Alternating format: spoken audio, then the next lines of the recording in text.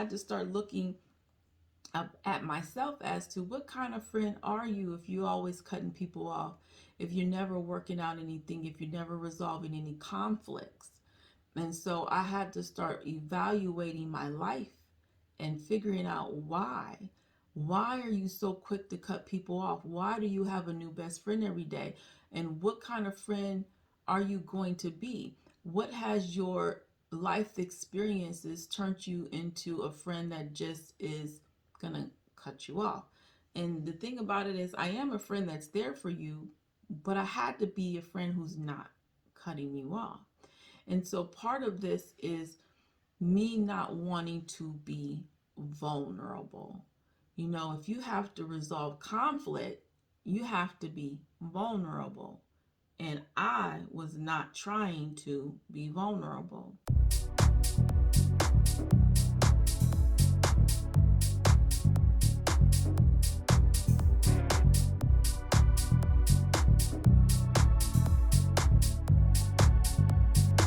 This is another episode of Becoming with Angelina Watkins, where we are turning dreamers into believers and doers, sharing open and transparent stories of the lives of those who have overcome adversity to reach a level of success and live a fulfilled life on their terms.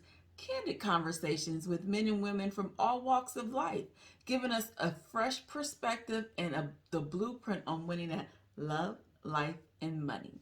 And so I'm your host, Angelina Watkins. In this episode, I'm going to talk about friends. And I want to start out talking about the song by TLC. TLC had a song, What About Your Friends? And I want to read it. I got the song notes here. Because, it talks about, what about your friends? Will they stand their ground? Will they let you down? What about your friends? Are they going to be low down? Will they ever be around, or will they turn their backs on you?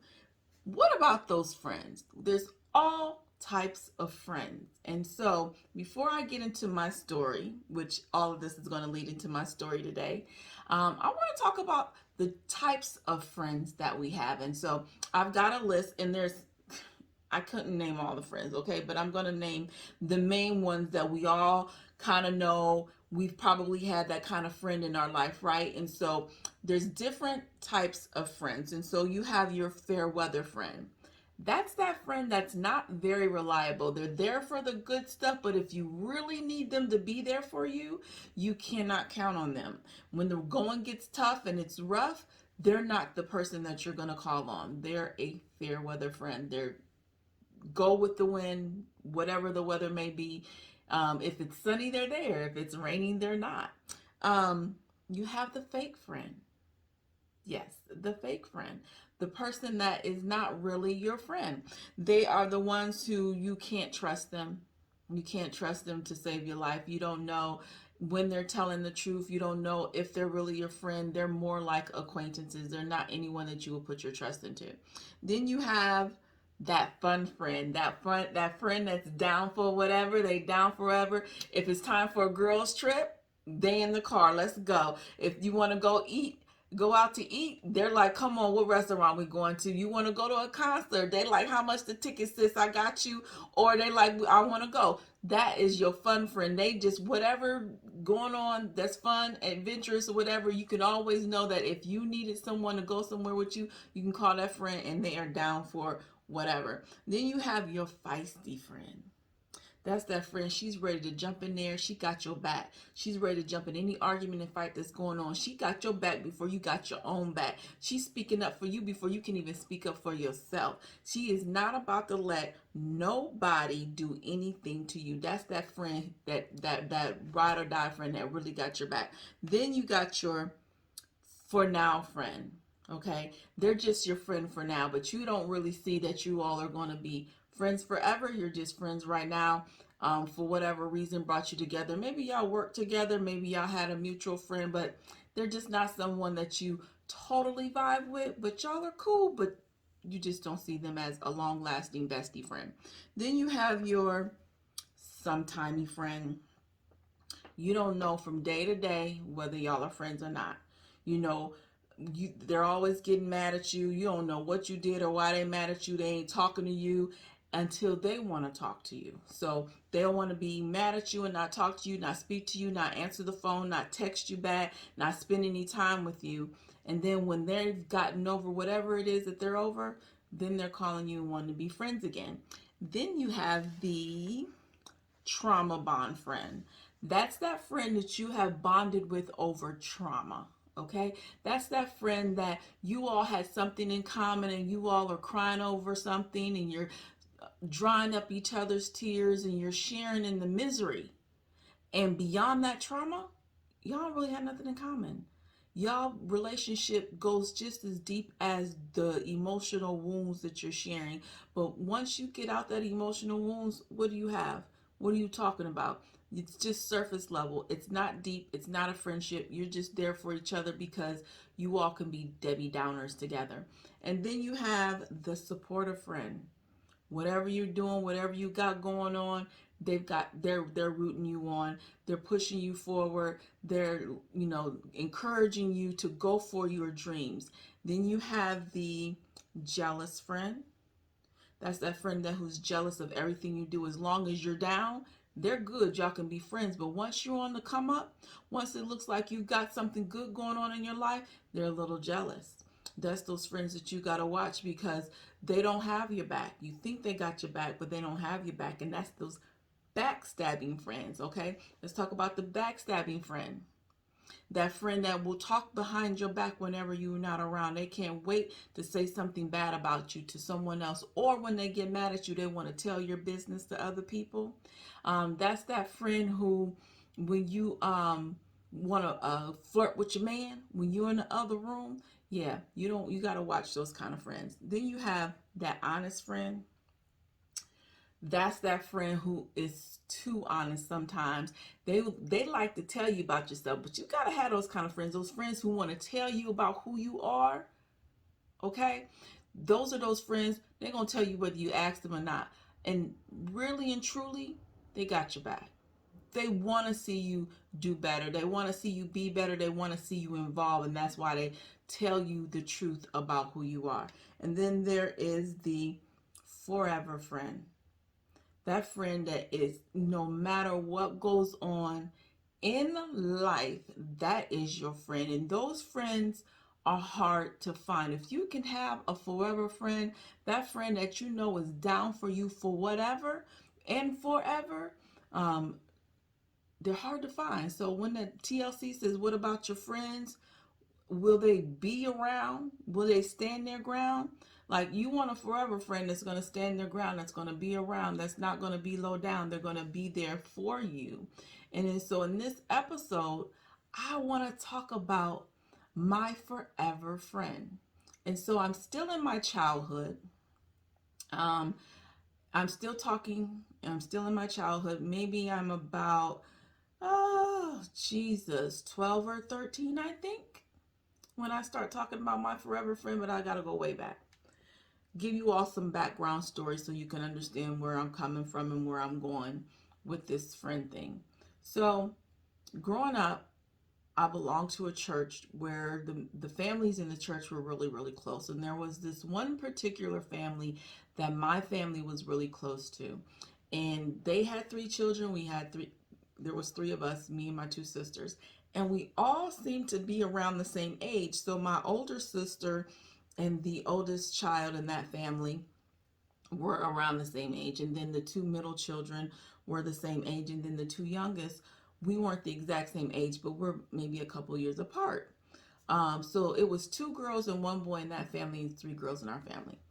So our families were really, really close. When I say close, like, we took vacations together. I'll call them vacations, although they were really trips to church functions. But, at that age, that was a vacation for me. So we took vacations together, and we would be in the station wagon, these two families in the station wagon on the road to Ohio for trips, and Omaha, Nebraska, Kansas City. We went a lot of different places, but at any rate, the youngest was a boy named Cephas. And Cephas is my one of my forever friends. We grew up together, and he was like a brother to me. And when I say a brother, I literally mean like I was always over his house. He was always over my house. Like, he had a bed at my house, which it was my bed. But when he would come over, like, my bed was his bed, and everybody knew it. And he would let you know that's my bed. And my pop used to take us on outings together.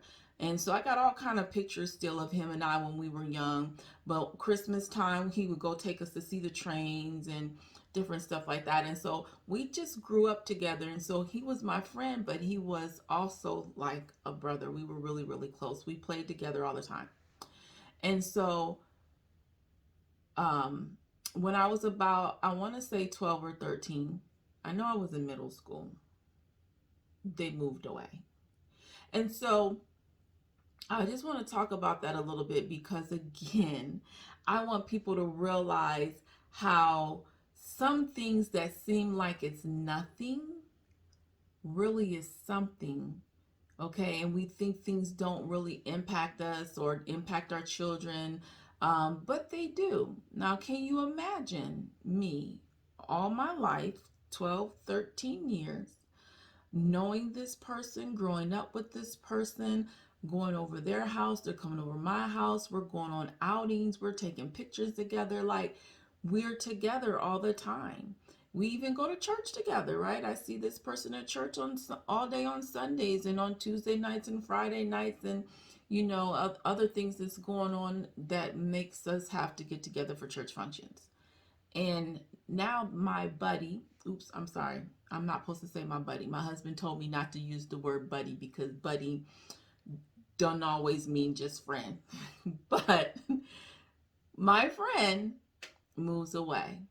And that was very sad for me because he's moving away, but it's like my brother is moving away.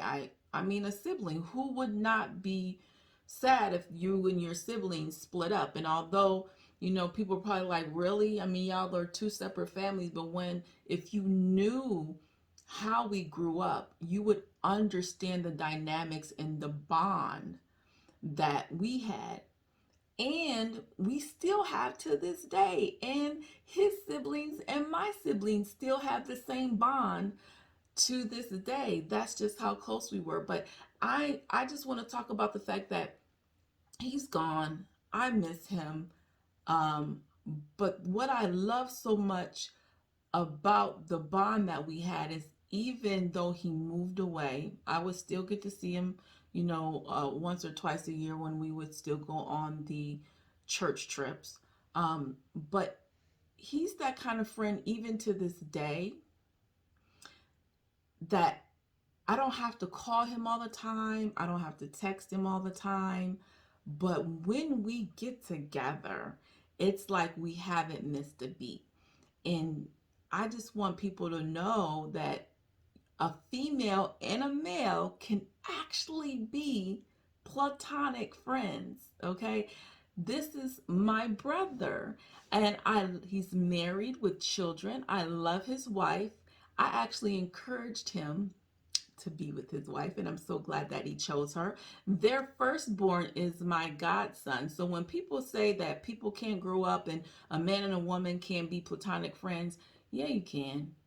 You can. You can. But my whole point of all of this is about having a friend who's just there for you. In all of my endeavors, he's always there for me. He's always encouraging me. He's always looking out for me. Like some of these things that I had on the list that I was naming off, that supportive friend that, he knows the hustle, he knows the grind, whatever I'm working on, he's checking on me to see what I'm working on, and he's rooting me on. He's never discouraging me. He's never putting it down. He's never telling me my ideas are horrible. If anything, he's sitting there trying to help me figure out how to make this work. He's that friend that wants to make sure that when he comes up, you come up. And I love that.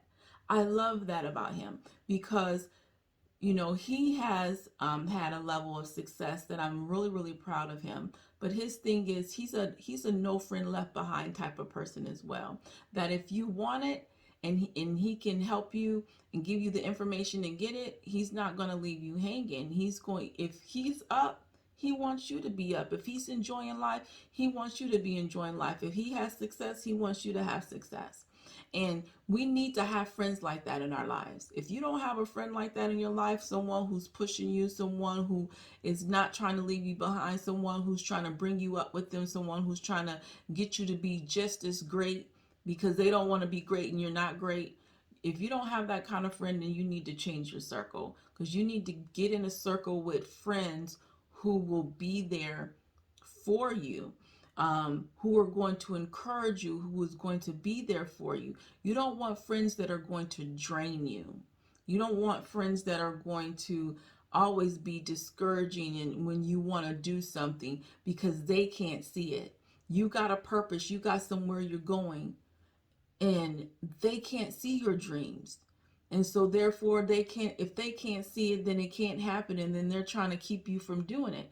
And so you've got to really be careful about the circle of friends that you have in your life. And so as I talk about my story about friends, of course I've had a lot of friends. I've had to actually think about, what type of friend am I? You know, am I a fair weather friend? Am I a for now friend? Am I a supportive friend? Am I a backstabbing friend? What kind of friend have I been over the years? And I remember there was a time where, um, again, as I continue to talk about my childhood and the things that it turned me into, I was one of those who was suffering from, uh, I guess I can say infection from rejection is what I call it. Um, because I was the friend who would cut you off. I was good at cutting people off, even in relationships with men. If it was something that I wasn't liking, if it was something that made me uncomfortable, if it was something that, I'd cut you off with quickness. I just wouldn't even put the effort in. And I remember one year, well, I'm talking about when I'm older, I had moved to Ohio, and my sister would come to visit, and she said to me, every time I come to visit, you got a new best friend. And I don't think I ever even realized that until she said something to me like, every year you got a new best friend. Why every year you got a new best friend? And I had to really stop and think and reflect as to, why every year do you have a new best friend? Because I was good at cutting people off. I was good at when it wasn't going right, or if it didn't feel right, or you can make a mistake, and I just was not forgiving. It was just, oh, you did this to me, it's done, no conversation, we're not making up, and it's over with. And that didn't make for good, and I had to start looking at myself as to, what kind of friend are you if you're always cutting people off, if you're never working out anything, if you're never resolving any conflicts. And so I had to start evaluating my life and figuring out why. Why are you so quick to cut people off? Why do you have a new best friend every day? And what kind of friend are you going to be? What has your life experiences turned you into a friend that just is going to cut you off? And the thing about it is, I am a friend that's there for you, but I had to be a friend who's not cutting you off. And so part of this is me not wanting to be vulnerable. If you have to resolve conflict, you have to be vulnerable. And I was not trying to be vulnerable. Okay? So let's go back to these episodes that I've already done. If, when we talk about the things that have happened to me, and we talked about the molestation. I talked about, losing someone to a close person to death. Now we're talking about my friend who was like a brother moves away. You know, you just kind of start creating a person who is starting to put up walls to protect herself, to protect her heart, because at this point, my heart is just breaking from the things that are going on in my life. And it's kind of really hard to take you all year by year. So I'm just trying to maybe do some of these conversations in segments. But there's so much within that's happening that I don't want to be vulnerable. I don't want to share my feelings. I don't want to talk about my feelings. I don't want to show my feelings. So anytime it's time for me to be show any type of intimacy and being able to express how I feel, and being able to show how I feel and resolve conflict and things of that nature, then cutting you off. You're getting cut off because I don't want to be vulnerable. And so life experiences can cause us to be guarded and kind of retreat in our heart and not let people in because we're afraid of being hurt. And it's like, and we want to tell ourselves, well, I don't want to put up with the foolishness. Well, you don't want to put up with the foolishness because you just don't want to deal. And we've got to learn how to deal. And I wasn't learning how to deal. So I had to start learning how to be vulnerable, how to be willing to have those hard conversations, be willing to expose myself and have these open, candid conversations. And I want to go back to my forever friend Cephas because he was one of few friends that allowed me and gave me a safe place, even to this day, to be me, to be able to express myself and say how I'm feeling and what I'm thinking, and not feel like I'm being judged, and not feel like I'm being looked down upon or shunned because I don't I didn't do it the way he thought I should do it, or I didn't say it the way that he thought I should say it. He's just one of few people that allowed in my life that just allowed me to be me. And remember, I just all my life I'm fighting to just be me. And he was that friend. And so if you have a forever friend, um, I say hold on to them. I do have more forever friends now that I've worked on not cutting people off. And I just recently told a friend, you know what? I really appreciate you being my friend and going through some things with me. You know, you have those supportive friends that's there for you, but they don't always go through it with you. They're not always deep down in the dirty and the ugly and the seeing the cries and the snot coming out and the fallouts and the breakdowns, and still being there by your side and understanding totally where you're coming from. And so to have these forever friends that understand your struggle and they allow you to have a safe place to speak and express yourself and be vulnerable is a blessing. Okay. So that is my story of a forever friend.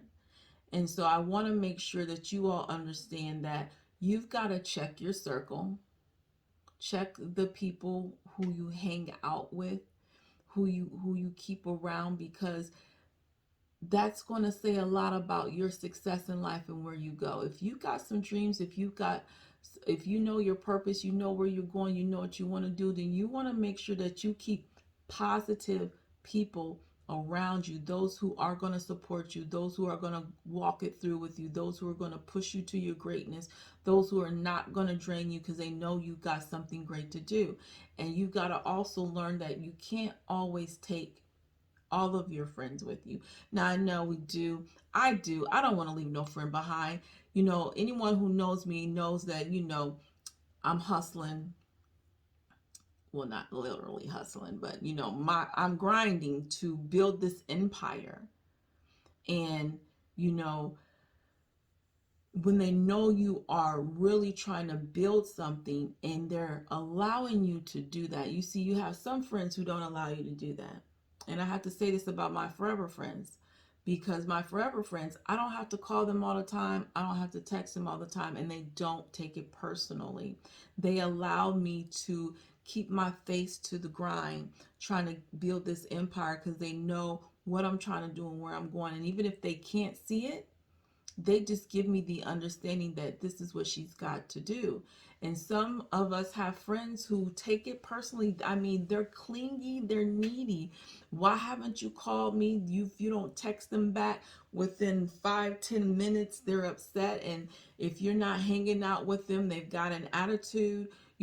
Those kind of friends are going to keep you from your greatness. They're going to drain you. And so you gotta watch your circle. It's very, very important that you keep the right people around you in order for you to be successful in when pursuing your dreams and walking in your purpose. Okay, so I'm not saying dump all your friends. Again, don't cut them off. Don't be don't just cut people off. But know when you need to set those boundaries so that it doesn't interfere with where you're going. All right. In closing, where you are is not where you have to be. Your past does not define you. You define you. So heal, transform, and pursue